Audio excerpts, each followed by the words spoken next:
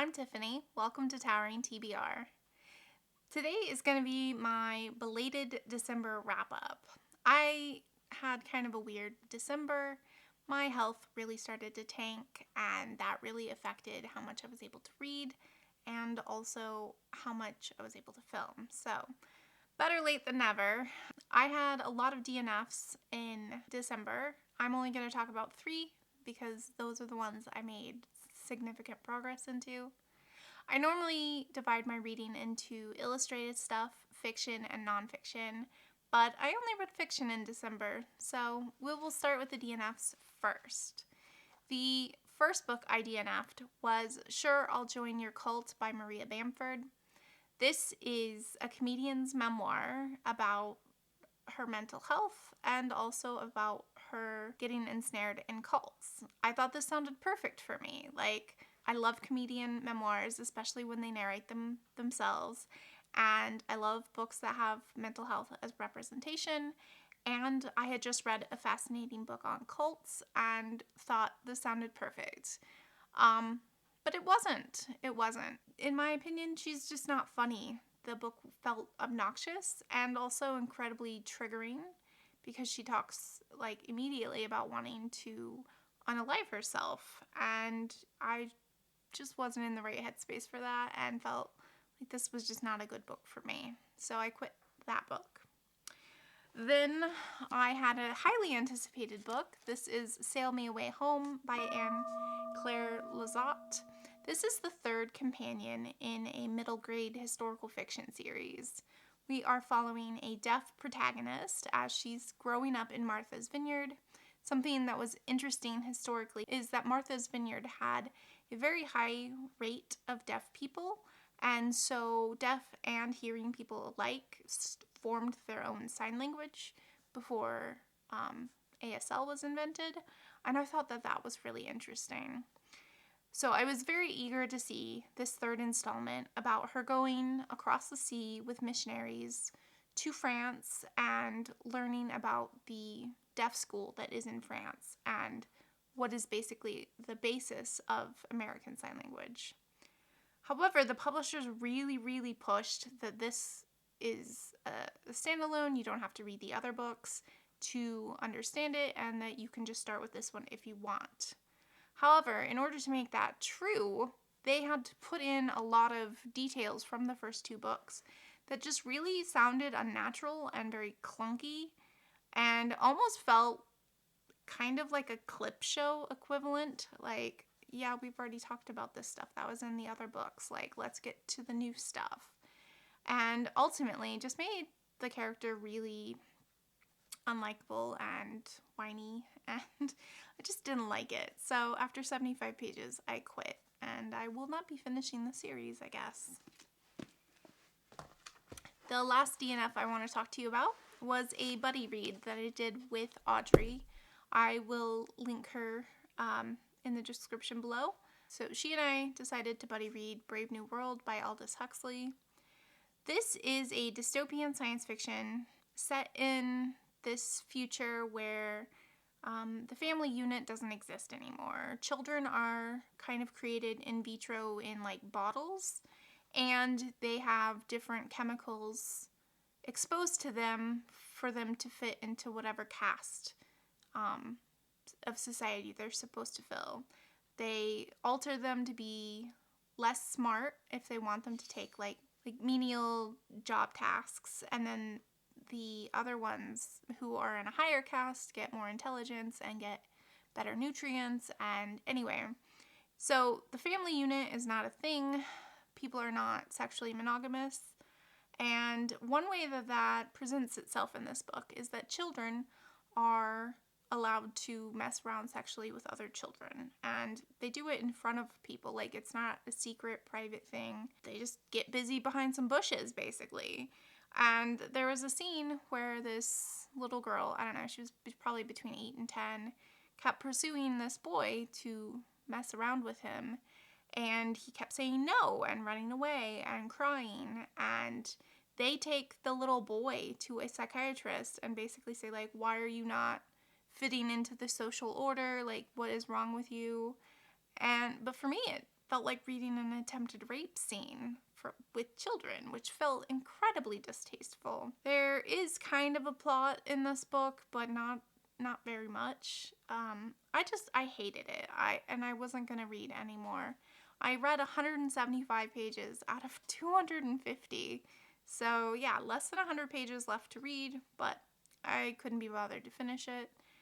Audrey did finish it, but did not like it or the ending as well, so I think I made the right decision to stop. Alright, let's talk about books that I actually finished. I finished 7 things, and I'm going to start with the one I liked the least. So, I mentioned my health was not great, and that I was in a bit of a funk. So I decided to pick up a romance book, just since I was in a really negative mood and I just wanted something happy. However, this book was awful, and I'm going to rant about it. Skip to here if you want to skip the rant, because it's going to include spoilers. But this was a terribly written romance. So the book I'm talking about is Written in the Stars by Alexandria Belfleur. This is a sapphic fake dating romance. We start out the book with Darcy and Elle going on a blind date. Darcy's brother works with Elle and has set them up. It's a disastrous first date. One of the people is late. They spill some things on the other person. And when Elle talks about her job, which includes astrology, Darcy literally says, and I'm going to quote, "I don't really believe in that stuff, the supposed link between astronomical phenomena and human behavior. Blaming your personality on the planets sounds like a bit of a cop-out." So they're just not well suited to one another at all. And really, they should have just had the disastrous first date. But when Darcy's brother comes over to ask how the date went, Darcy decides to lie and say that it went well and that they're going to keep seeing each other. She has no intention on seeing Elle again, but is hoping to kind of fake this relationship for her brother's sake. Just kind of keep her brother off her back. It's hinted at that Darcy has had a big heartbreak in the past and that she doesn't really want another relationship, but she's doing this to keep her brother satisfied. However, he quickly runs into Elle and Elle's mother and gushes about how well the first date went. And so Elle decides to confront Darcy and is like, "What the heck is going on? Why did you lie?"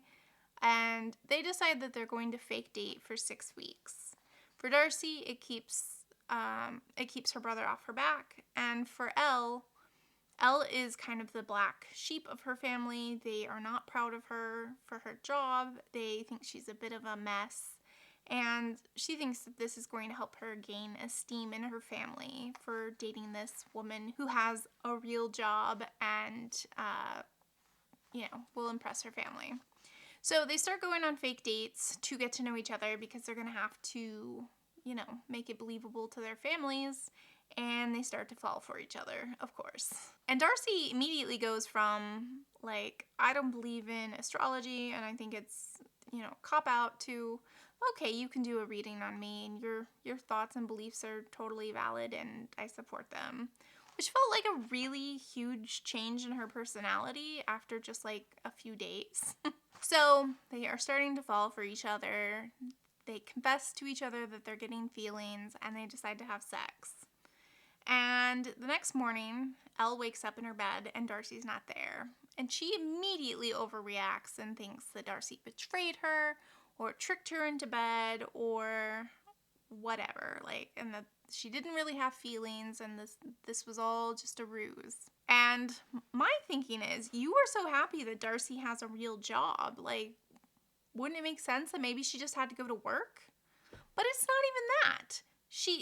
Elle goes out into her kitchen and finds Darcy there cooking pancakes and chatting with her roommate. Does she learn anything about her completely, overreaction and jumping to conclusions? Not a bit. Not a bit. So there really isn't a real conflict in this book. During the third act breakup scene, which most romances include, Elle overhears Darcy speaking with her mother. They're talking about Elle and Darcy, and the mother says something along the lines of, "Oh, it sounds like it's getting serious."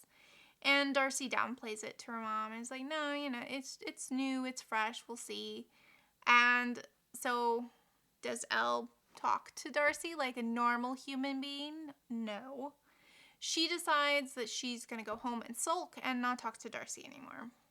So after a couple of days, Darcy goes over there and is like, hey, why are you ignoring me? And she's like, well, why did you say we weren't anything to your family? And she's like, well, I'm in love with you and I don't want to be in love with you because I've had my heart broken before and I don't think I can recover from another heartbreak. So she decides to break up with her to not have the heartbreak, but she's already in love with her, so she's just giving herself unnecessary heartbreak.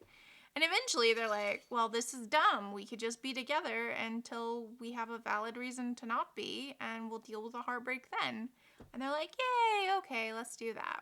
Writing was cheesy. The characters were cardboard cutouts. I think the only person I would recommend this to is a person who really likes Hallmark romance movies and doesn't care that all of the drama is contrived. Welcome back if you skipped the rant. Let's talk about a short story I read. The story was called Emergency Skin by N.K. Jemisin, and it was pretty good. It's a sci-fi story about humanity, and the Earth was dying, and so they went and found a different planet, and they live there. But one thing that they cannot get on their planet is skin cells. They have to travel back to Earth to get those. In this society, only the upper caste, like the wealthy people, get skin, and everybody else has kind of like this bag to keep everything inside. But they will send people on scouting missions to Earth to acquire this skin, and in doing so, they are able to get skin. It's strange. One thing that I thought was kind of a negative is we don't actually hear from our unnamed narrator. He has an AI downloaded into his consciousness who does all of the talking, and so everything is in second person. It's, you are here for your mission, do not get distracted, you need to do this. It's 30 pages. I don't want to spoil anything, but it was an interesting idea. I liked the ending, and yeah, I'm interested to read more from N.K. Jemisin. I had heard a lot of people rave about the book Everyone in This Room Will Someday Be Dead by Emily Austen, and I've heard it's funny and fast-paced, so I picked it up. This is about Gilda. She is a lesbian and an atheist, and she sees a flyer for some free therapy, and so she goes to the address on the flyer. When she gets there, she realizes it's a church, and the priest mistakes her for wanting to apply for the secretary position. Instead of mentioning that she's a lesbian or an atheist, she decides to interview for this secretary position because she needs a job. And the old priest is basically like, do you know how to use the internet? And she's like, yes. And that was pretty much all he asked. That was all he cared about in the job. Can you use the internet? So there's a bit of a mystery about what happened to the old secretary, and Gilda decides to stick her nose into a lot of places where she doesn't really belong, but it left for some really interesting situational humor. I was just waiting for it to all blow up in her face, because, there's just this tension, like, why is she here, and why is she working this job that fundamentally she disagrees with? And yeah, I will say that while I enjoyed reading it, it is pretty forgettable. I had to refer a lot back to my notes to remember details. But yeah, it was an enjoyable read. I gave it 3.5 stars, and I'm interested in reading Emily Austen's next book. I read an actually really good romance called Part of Your World by Abby Jimenez. The reason I find this one much better than the other one is the situation seemed much more realistic, way less contrived. So we are following Alexis. She has driven out of town to go to a funeral, and on her way back home, the car breaks down, and a nice town man named Daniel offers to help fix it. She is starving, and so decides to go into the town to the bar to get some food, and runs back into Daniel. They hit it off and start talking, and end up going home together. In the beginning, it starts off as kind of a no strings attached fling. They don't live in the same area. They're about 2 hours away from each other, and they have very different responsibilities. However, they start to get feelings, and they try and make it work, with Alexis making frequent trips to see him. But she is a renowned doctor at a hospital that her family has been working at for generations, and really feels pressure to stay there and do her job. In addition, her family are all in the medical profession and really only see her settling down with a doctor. They don't want anything less than that, would not be good enough for her. Daniel has his own reasons for wanting to stay where he lives. He is running a B&B. He's the mayor of this small town. And this is where he grew up and is comfortable and loves and has lots of friends. And he's really well integrated into the community. And so they realize that there's an expiration date on their relationship, that they're not going to make this work for the long term.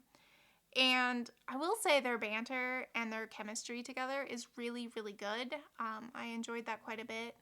They ultimately, have to come up with a solution. And I thought it was really good. I really liked how it ended. It felt really realistic. These characters felt like real people. And I gave it 4 stars. I reread 2 books in an attempt to get out of a slump. The first was To Be Taught If Fortunate by Becky Chambers. If you're new here, Becky Chambers is one of my favorite authors. I have read every single thing she's ever written. But I will have to say, I don't think her novellas are her best work. When I initially read this, I gave it 2 stars. Becky Chambers is excellent at world building, and I just don't think a novella length is enough time for her to do so.